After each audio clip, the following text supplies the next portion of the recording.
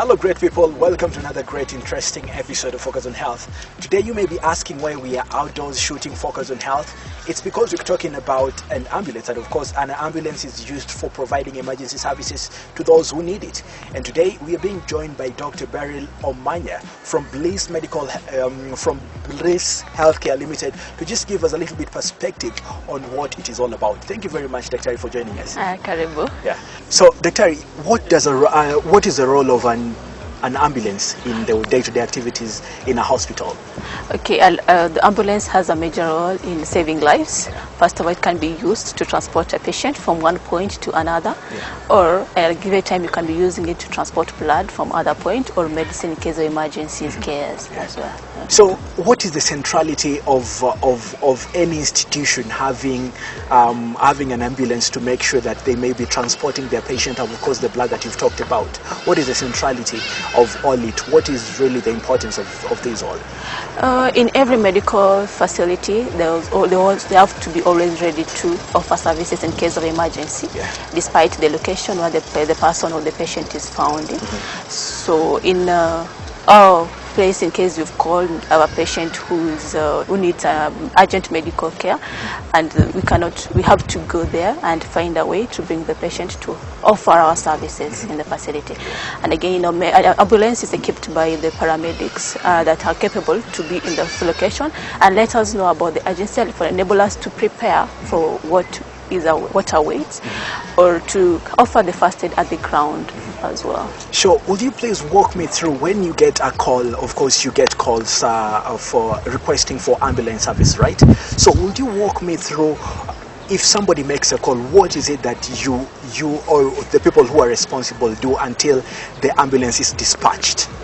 So depending on the location, or whenever somebody is located, when you give a call to you need an emergency call. Let's say, for example, there's an accident or somebody who's suffering from a heart attack somewhere. We'll ask more details about how is the patient, or what is the patient feeling, and we'll ask more about to get more information about the diseases or the drugs that the patient could have been taking before. Meanwhile, at the same time, we'll send an ambulance there to see with the paramedics. They'll be on the ground to check on the place and then to see what's happening on the ground. From then, they'll decide if the patient can be taken care of at the point of the accident, or when if the patient has to be taken to a specialized medical facility. So every time you get a call, you get the right we dispatch the right personnel, or dispatch to the right hospitals, where the ambulance will enable us to know which hospital that is best for you. So when we talk about all this, so I would also love to know simply more about the team that is inside an ambulance. So in all ambulance, we have the paramedics. There can be a nurse or somebody who's equipped, who's known about the first aid, who can provide any CLS or a TLS provider. And you have an ambulance driver as well, who also has a little bit of knowledge about the first aid. So they're capable of assessing what is on the ground and dispatching the patient to the right facility, and to enable us to be ready to save the life faster and to cut short the time that is required. And when you talk about the paramedic, does the paramedic have to be a medic in itself? Like, does he have to have studied maybe clinical medicine, or even be a medical officer in itself? Not really. You don't have to be a medical officer. A paramedic can be somebody who's gone through at times you can have nurses as well. And you have people who've just gone through the health formation, and we train them on the emergency health care. Mostly doctors are not found in the ambulance in most cases. Neither clinical officers. They're always at the hospital waiting for the patients to take care of them. So I would love you to of course give us a little bit idea on what exactly is inside the ambulance, especially so that maybe when somebody is accessing it, then they should know that I'm supposed to get A, B, C, and D. What are some of the things that that can be able to be performed inside an ambulance, like stabilization, or as the patient is being moved from point A to point B? Yeah. First of all, in all ambulance, we have stretchers. Yes. We have the first aid kit. Those can just be known in case of a slight cut or something to stop the bleeding as well. We have cardiac monitors to see how the cardiac is moving in case of a patient having a cardiac problem. Also, we have general let's say we have cardiac monitor, the pacemakers, all things that we require, the fluids that in case a patient is dehydrated, and the whole first aid kits with the dressings and everything, and other medicines for emergencies that can save lives. That you can. There are some patients that have to give an urgent medication that save lives, like in case of a cardiac arrest. Okay. You give it urgently. So. When we talk about all these, what is really coming out is the urgency, because that's why the ambulance is also brought in. So how fast should or the expected time of arrival from the scene to the hospital, how long is this supposed to be happening? Normally, we all hope for it to be faster, but Yes. has other factors that determines it.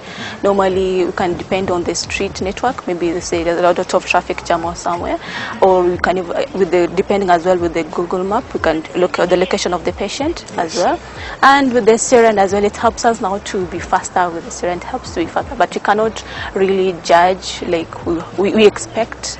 Depending on the location of the patient, we can't really judge the patient to be there in this time and to be there on the exact dot, because there are multiple factors that do affect it. Yeah. And so what are some of the strategies that maybe the ambulance in itself has put to make sure that time of arrival is of essence? I know of the siren. The siren, yeah. Yeah. And of course, when you're looking for ambulance drivers, are you looking for people who maybe are very fast, people who know the shortcuts, or exactly? I think knowing a shortcut should be one of an added advantage. And again, it should be the driver should be well equipped with the Google map, at least to know the location of the person, or get to know the shortcut or the panya route somewhere to get through it faster. Yeah. And the driver should be well equipped in emergency driving, because you have to know how to bypass different cars as well. Yeah. And we will be talking to the driver later on to maybe just get his own experience of driving an ambulance. But something also that is maybe I would love to know about is when you get a call, rather, then how do you save that this is an emergency and this is not an emergency? Because of course there are people who are just there to make calls about things which are not really even emergency. So how do you determine, that is the one, whether this is an emergency or this is not an emergency? That's why we have the paramedics in the ambulance. So when they get to the place, they have to first of all get the vitals of the patient, try to know, and they are there to assess. And in case something that requires, they're actually trained in emergency medicine. If it's something that is very urgent, then we'll be ready and the patient will be transported to the right facility. So they are actually able to tell us, to confirm, because you can be saying on a phone, but maybe that person is not medically equipped. So when we send a paramedic there who assesses the ground and tells us we are expecting this, so all of the facility or the hospital should be ready to accept to receive the patient when the patient arrives. And also something is coming up about communication, the importance of communication during such emergencies. Would you tell us how central this is in making sure that the patient, who is the main beneficiary of all this, arrives and of course is treated well at the end of it, at the end of the day? The communication plays a fundamental role, because in case of any accident, let's say there is an accident in the case of the road, or just somebody who's having an attack at home, or somebody who's having just like a faint or like a coma at home. So we have to get to know the history about the patient, to get to know history about the medication that the patient is taking, or if he's under specific treatment that you're not aware of, or if there is a fracture or something, or the accident is extreme or there's a burn, so we're able to know which equipment should we add into our ambulance to go and bring the patient, or to give the first aid at the ground that is adequate to save that life. Because the fastest we act is the better we'll save the life. The better we'll save the life.